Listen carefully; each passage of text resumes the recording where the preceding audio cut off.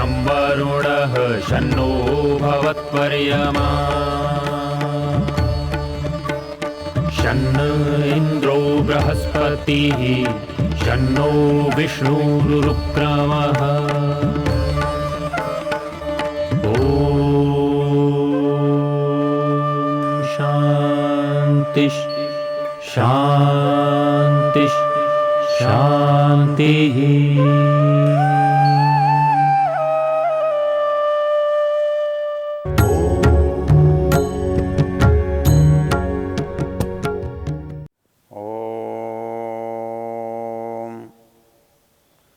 आरोहतायुर्जरसंमृणाना अनुपूर्वं यतमानाय तिष्ठ इह त्वष्टा सजनिमा सजोषा दीर्घमायु करति जीवसेवः शांति शांति शांति। इस वेद ज्ञान की चर्चा के प्रसंग में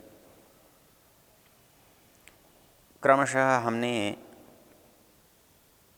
ऋग्वेद के दशम मंडल के 18वें सूक्त की चर्चा की। इससे पहले हमने 5 मंत्रों पर विचार किया। आज हम 6ठे मंत्र की बात कर रहे हैं। इस मंत्र का ऋषि यामायन है, इसका देवता त्वष्टा, इसका छंद त्रिष्टुप और इसकी शब्दावली बड़ी सरल। इसमें मृत्यु को प्राप्त तो होंगे, लेकिन वो यथा समय यथा दूरी कैसे हो। तो वो कहता है कि एक जो मनुष्य है, एक प्राणी है, उसकी अवस्थाएं हैं। गर्भ में रहता है, गर्भ से बाहर आकर बालकपन में रहता है, शैशव में रहता है, फिर उसके बाद युवावस्था में आता है, प्रौढ़ होता है और वृद्ध होता है, मृत्यु को प्राप्त होता है। फिर शास्त्र कहता है ये प्रत्येक अवस्था जो है, इनमें कोई भी अवस्था निंदनीय, अवांछनीय, अनपेक्षित नहीं है। क्योंकि जीवन का जो चक्र है वो उसका प्रारंभ होगा तो प्रारंभ तो सूक्ष्मता से, संक्षेप से होगा। जन्म होगा तो हमारी जो परिस्थिति है वो हमारी अपूर्णता की, असमर्थता की होगी। हमने उसे शैशव अवस्था कहा। थोड़ी बड़े होने पर बाल्यावस्था कहा, उससे बड़े होने पर किशोर अवस्था कहा, उससे बड़ी अवस्था को हम युवावस्था कहते हैं। उसके आगे हम जो अवस्था है हमारी प्रौढ़ अवस्था कहते हैं और फिर वृद्धावस्था कहते हैं। तो प्रारंभ से समाप्ति तक ये दशाएं हैं। ये दशाएं स्वाभाविक हैं। जब आप कोई यात्रा करते हैं तो यात्रा के सारे पड़ाव आपके सामने से निकलते हैं। आप प्रातःकाल किसी दिन के साथ जागते हैं तो उसमें दोपहर है, अपराह्न है, सायंकाल है, रात्रि है, सभी अवस्थाएं आपके सामने से जाती हैं। तो जैसे काल हमारे सामने से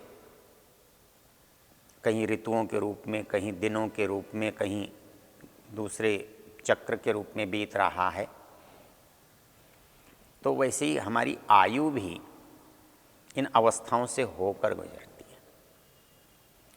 ये नहीं मानना चाहिए कि हम बूढ़े नहीं होंगे या बुढ़ापा नहीं आएगा।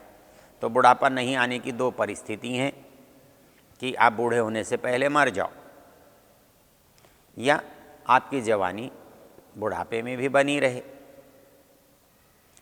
तो वो बुढ़ापा जो है आपके ऊपर निर्भर करता है, आपके दिनचर्या पर, आपके स्वास्थ्य पर, आपके शरीर की रचना पर, आपके दैनंदिन व्यवहार पर। इसके लिए हमारे यहाँ आयुर्वेद में बड़ी सुंदर पंक्ति है। कहता है, आयु कामयमानेन धर्मार्थ सुख साधनम आयुर्वेदोपदेशेषु विधेय परमादर। शब्दावली बहुत सुंदर है। आदर की बात नहीं कही, मानने की बात नहीं कही, परम आदर। जो मनुष्य चाहता है कि मेरी आयु लंबी हो, मेरा स्वास्थ्य उत्तम हो, मैं आरोग्य से प्राप्त करूं, तभी वो स्वस्थ रह करके धर्म अर्थ काम मोक्ष की सिद्धि कर सकता है। जीवन का प्रयोजन है, जीवन का उद्देश्य है, जीवन मिला ही इस काम के लिए है, जीवन में व्यक्ति करता ही यही है। तो इसलिए कहा है, आयु कामयमानेन धर्मार्थ सुख साधनम। धर्म अर्थ आदि जो सुख के साधन हैं, उनकी कामना करने वाले व्यक्ति को स्वस्थ चाहिए, आयु चाहिए, स्वस्थ आयु चाहिए। तो वो स्वस्थ आयु कहाँ से मिलेगी? जीवन तो आपको मिल गया जन्म से, लेकिन आयु तो आपके प्रयत्न पर निर्भर करेगी। तो जो आपके प्रयत्न पर निर्भर करता है, उसके लिए आपको क्या करना चाहिए? तो कहते हैं, आयु कामयमानेन। जो आयु की कामना करता है ऐसे व्यक्ति के द्वारा। कैसी आयु? धर्म अर्थ सुख साधनम। धर्म अर्थ आदि जो सुख के साधन हैं, उनको सिद्ध करने वाली। आयु कामयमानेन धर्मार्थ सुख साधनम आयुर्वेदोपदेशेषु विधेय परमादर। ऐसे व्यक्ति को आयुर्वेद के उपदेशों में आदर बुद्धि रखनी चाहिए, नहीं परम आदर बुद्धि रखनी चाहिए। और वो परम आदर बुद्धि रखने से क्या होगा? वो उनको अपने जीवन में लाएगा। जिस पर आदर करता है उसकी मानता है, जिसको आदर करता है उसकी उस पर चलता है, जिस पर विश्वास करता है उसके अनुसार काम करता है। तो वो जो हमारे नियम हैं,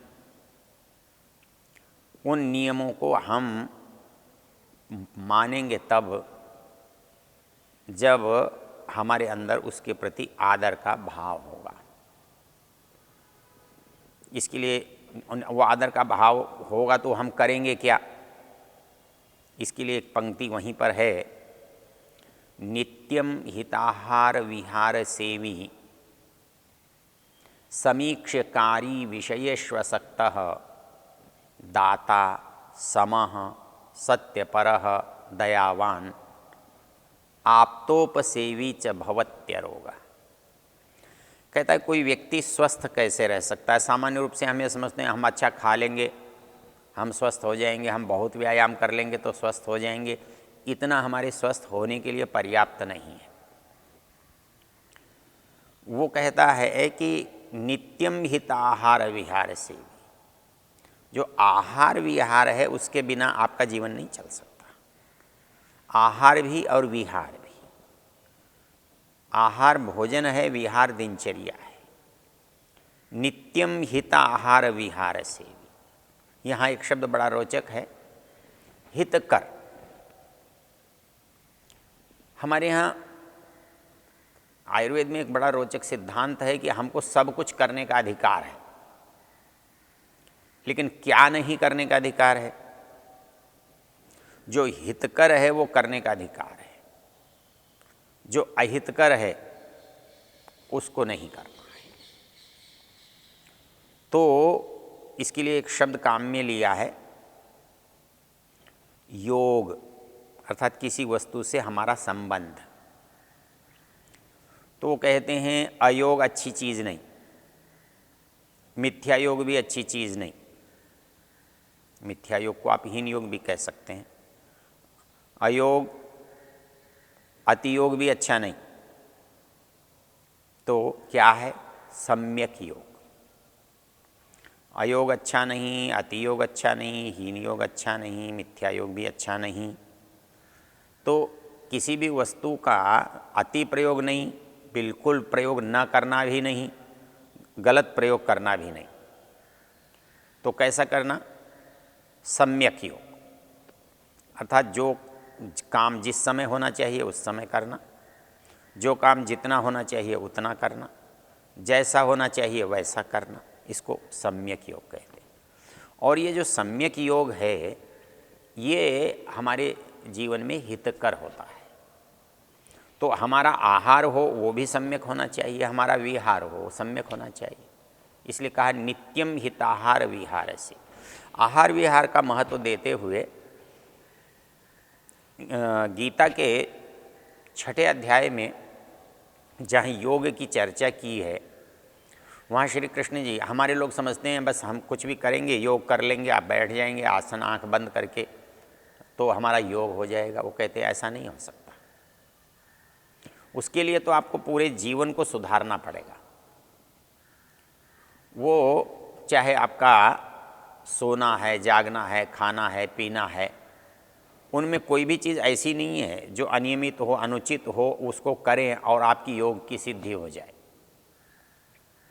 वो ये कहते हैं कि ये जो समय से आप सब काम उचित रूप से करें। योगो भवति दुःखः।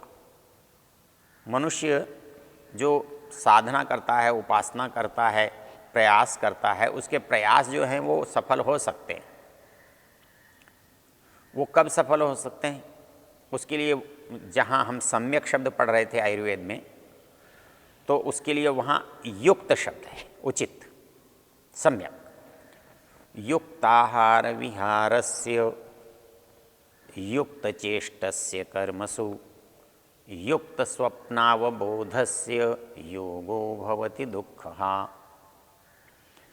कहते हैं आहार विहार दोनों मनुष्य करता ही है, हर कोई करता है, लेकिन हर एक को इससे ठीक लाभ नहीं होता, उचित लाभ नहीं होता, क्योंकि करने का प्रकार सबका अलग अलग है। जिसका ठीक है उसका होगा और जिसका ठीक नहीं है उसका नहीं होगा। इसलिए कहते हैं युक्त आहार विहारस्य, जिसका आहार विहार युक्त है, उचित है, सम्यक है। युक्त चेष्टस्य कर्मसु, और जिसका दिन भर के काम जो हैं वो भी उचित कोटि के हैं। क्यों? कि आप ये समझें कुछ भी काम कर लें, कर तो आप लेंगे लेकिन उसका प्रभाव तो आप पर होगा। आपने किसी की कोई चीज़ बिना पूछे उठा ली, आपके मन में आशंका होगी, भय होगा, मन में द्वंद्व होगा, कहीं आपने किसी को अनुचित कह दिया, झगड़े का डर होगा।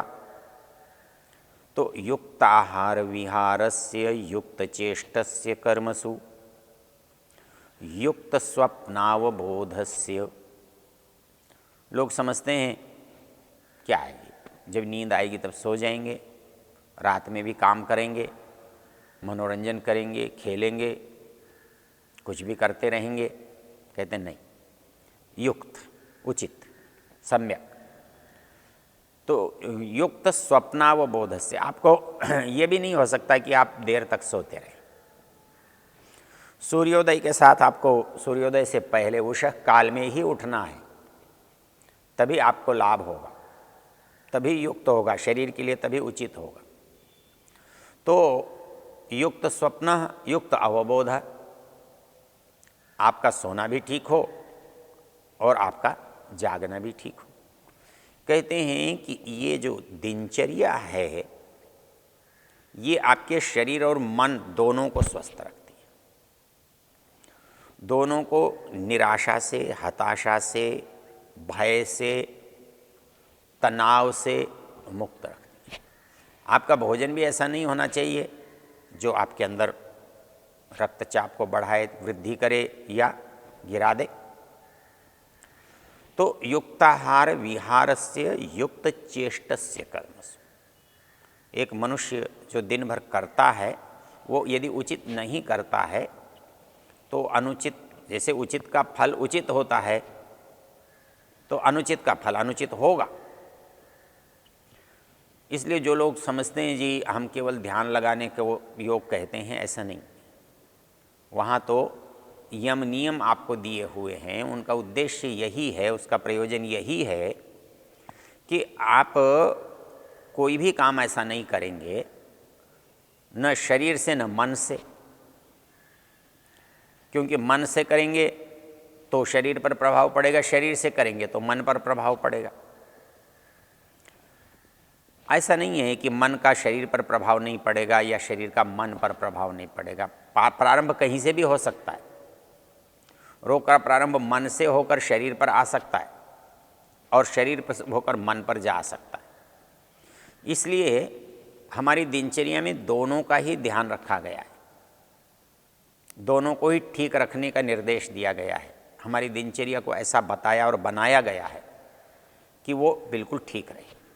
इसीलिए यहाँ पर जो बात कही गई है, युक्त आहार विहारस्य युक्त चेष्टस्य कर्मसु युक्त स्वप्नावबोधस्य योगो भवति दुःखा। तो जो योग करने वाला है, वो करने वाला व्यक्ति केवल बैठने वाले का नाम नहीं है, जप करने वाले का नाम नहीं है, कुछ बोलने वाले का नाम नहीं है, माला करने वाले का नाम नहीं है। जो पूरी दिनचर्या और पूरा जीवनचर्या जिसकी व्यवस्थित है, उचित है, सहज है, संतुलित है, ऐसे व्यक्ति के द्वारा जब जो काम किया जाता है तब उसका रास्ता आगे बढ़ता है। ये तो बिल्कुल उस तरह की बात है। आप किसी यात्रा में जाना चाहते हैं तो आधे अधूरे मन से, आधे अधूरे काम से, आधे अधूरे साधनों से जाकर के यात्रा को जो परिणाम चाहिए वो आपको मिल जाए, यात्रा पूरी हो जाए, सफलता तक पहुंच जाए, ये संभव नहीं है। तो जैसे यात्रा के साधन पूरे होने चाहिए, यात्रा का जो हमारे पास प्रयोजन है वो हमें पता होना चाहिए। तो ऐसा करने पर जैसे हम ठीक स्थान पर ठीक समय पर पहुंच करके अपने प्रयोजन को सिद्ध करते हैं, वैसे ही जीवन के प्रयोजन को भी सिद्ध करने के लिए हमारा जीवन और दिन दोनों ठीक चलने चाहिए। तो इसलिए कहा युक्त आहार विहारस्य युक्त चेष्टस्य कर्मसु। तो आहार और विहार दोनों को उचित और सम्यक स्वीकार करने से जो हमारी वृद्धावस्था है, आरोहतायुर्जरसम मृणाना, तो वो जो वृद्धावस्था है वो हमारे लिए दंड नहीं होगा, वो हमारे लिए परेशानी नहीं होगी, वो हमारे लिए बड़प्पन होगा, वो वर्ण करने योग्य होगा, वो सम्माननीय होगा। अतस्य धर्म रसे राशि वृद्धत्वम जरसा बिना। कालिदास ने कहा है व्यक्ति बूढ़ा होता है लेकिन आवश्यक नहीं है शरीर से, बूढ़ा होता है परिपक्वता से। कम शरीर वाला परिपक्व मन वाला भी बूढ़ा हो सकता है और शरीर में भी परिपक्वता आ जाए इसीलिए बूढ़ा आता है। तो यहाँ कहा गया आरोहतायुर्जरसम मृणाना, वृद्धावस्था हमारी वर्ण करने योग्य अवस्था होनी चाहिए, दुखदायक नहीं।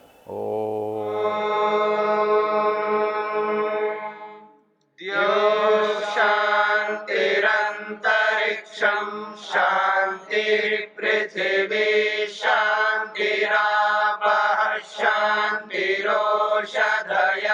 शांतिः वनस्पतयः शांतिर्विश्वे देवा शांतिर्ब्रह्म शांति सर्वं शांति शांतिरेव शांति क्षमा शांतिरेधि। ओम शांति शांति शांति।